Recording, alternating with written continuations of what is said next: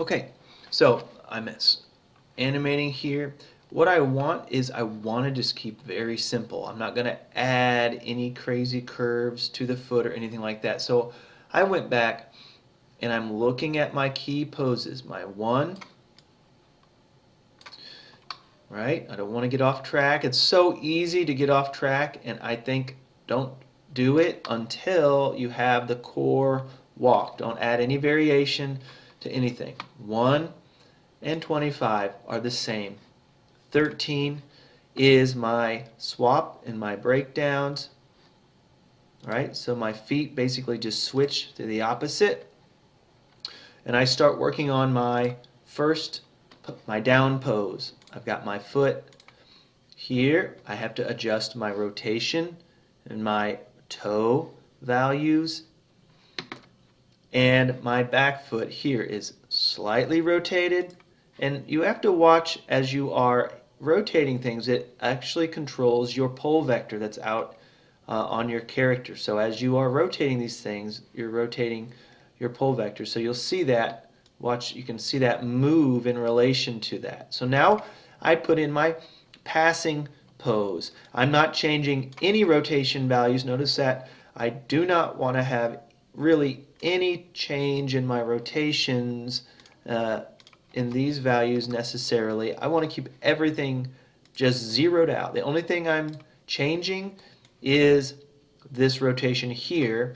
based on my picture. Now I like in a passing pose to give the toe a little bit of a curve because it's like it's following, it's like it's dragging behind the leg, and I think it looks nice as it starts to move forward. See that change in shape in the toe and the foot, and it follows really nicely. This foot is sliding back. I'm in my passing position, and I'm going to now go into my up position. My up position is at frame 10, and this is the highest point of my walk. So my back foot is elevated, much like it is. My left foot here is going to be raising, or sorry, yeah, it's my left foot. Let me just rotate my character around a little bit so it's back in the proper view. Okay, so I'm on my way to having my left leg high, and I'm going to raise up my character now to its highest point. This is on 10. In my, it's okay that I don't have, I'm at my low, and then I'm going to go up to my up point. So I'm going to raise this up so that that back leg is straight. And I'm going to raise this foot up a little bit.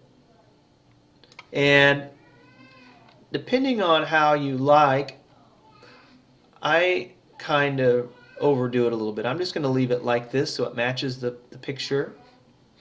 I want a nice bend in my leg. I could put it like this, and I'm just going to kind of look and see how it shapes up. Yeah, I like that. And now it's going to come back to your contact. So I've got this, forward, then up, then there. Okay? Looking at this leg, looking at how it moves on the ground, it should be flat, and then it raises up. This needs to be keyed at the right spot. I'm going to key its values here. Key selected. Key selected. Alright. Now the one thing I'm going to have to adjust now are some of the curves on that, so that it doesn't start to raise yet. So if I was to look at this in my graph, my translate y values,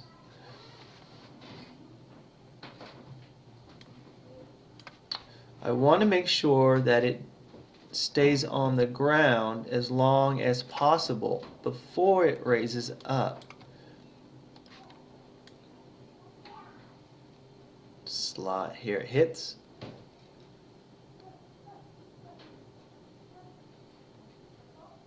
On main one. And then it needs to stay down from 4 So I actually need another key here at 7 because I don't have a good passing key. I have it, but I don't see the actual key here. See, the key is missing. So I'm going to put that key in. My Y value needs to be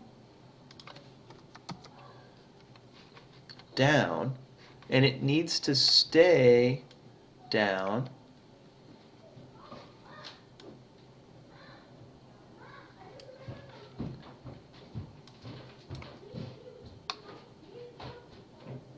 I want this to remain flat on the ground, like so. And then it goes up to this.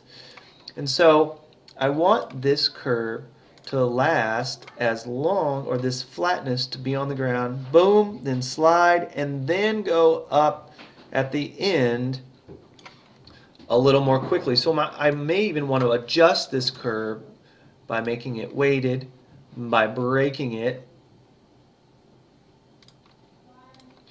And if I pull this out a little bit, I can make that a little steeper. Not that steep, I don't think.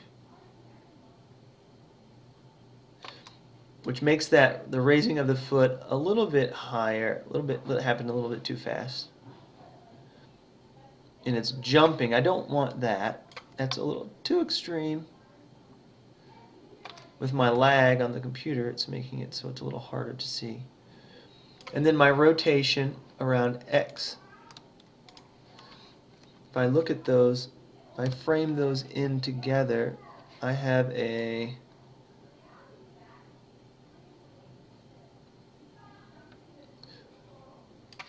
let me look at the rotation on just this. All right. So my rotation is going to change. All right. I might want to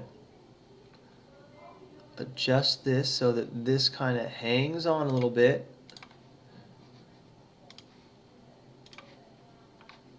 And I'm going to break it and add this. And I'm going to have to work with this a little bit. And I don't want this kind of thing happening. I want this to be, oops, more flowing through. Sometimes these are a little bit challenging. So I want the timing of that to kind of work. I'm getting a little bit too lumpy of a motion. And sometimes I gotta tweak this enough.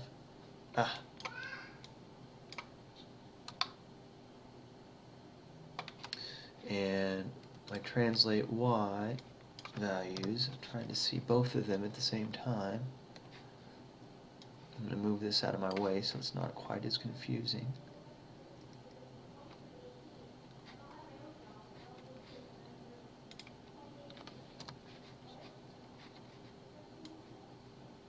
There, from here to here. This might still need to be down a little bit. This value might still need to be down.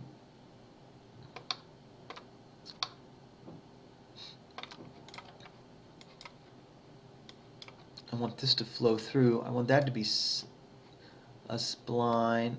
I'm going to unify this so I can keep it nice and clean. To go through the curve so I don't get any lumps. Come on. Alright.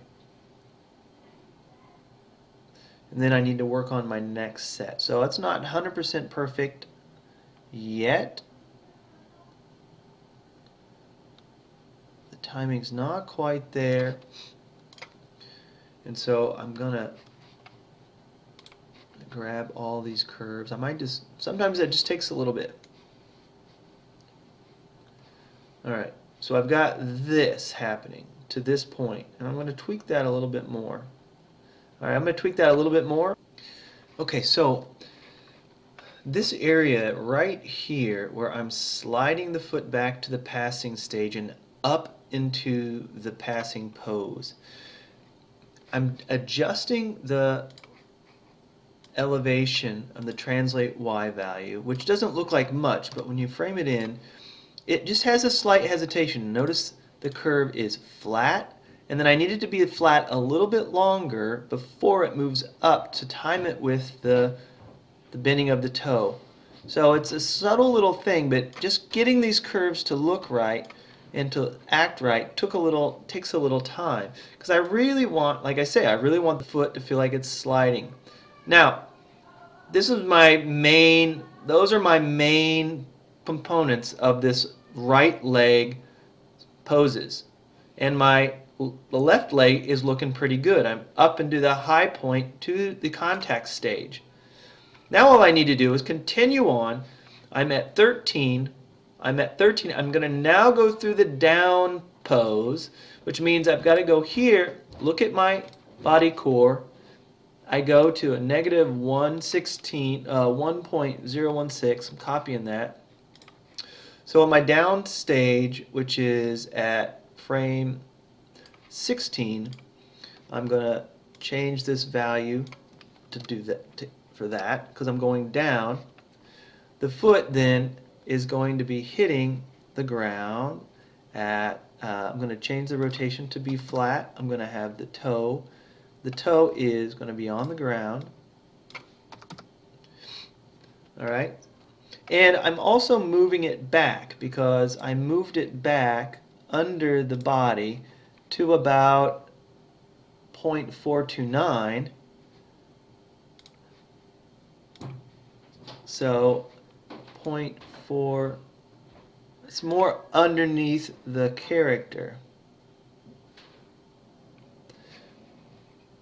And this is in my 0.4.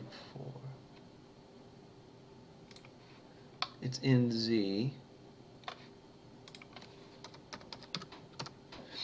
About here, I want to make sure the Y value is good. All right, so I'm going here, down, forward, up, then here, back to contact. Now I have to get my contact pose on this leg. Now, it doesn't have to be exactly the same as my other, but I want to do basically this shape. It doesn't have to be exactly every single frame. Your beginning and your end have to be exactly the same for the loop, but the stuff in between doesn't have to be equal on both sides. You don't have to be that equal. So I need to have my down pose here. I am working on frame 16, so my left leg is down, and this leg is actually going to be extended back up. I'm going to put the toe down. And again, I like to give myself, at this particular stage, I'm going to rotate that leg back down a little bit. I might have to raise it up a little bit more, so I want to keep it off of the ground here. I have it angled a little bit forward here, a little bit forward there. The down is a little bit forward. He has it a little bit forward. That's fine. That gives you a nice snap when you have it a little bit forward. So when I go into my passing stage at frame 19, my passing stage is again, I need to make sure this is flat. This foot has to be flat. It has to be on the ground. It has to be on that surface. Okay, going from here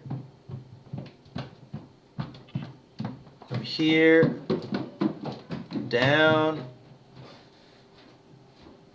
to here. The toe value should still be 0.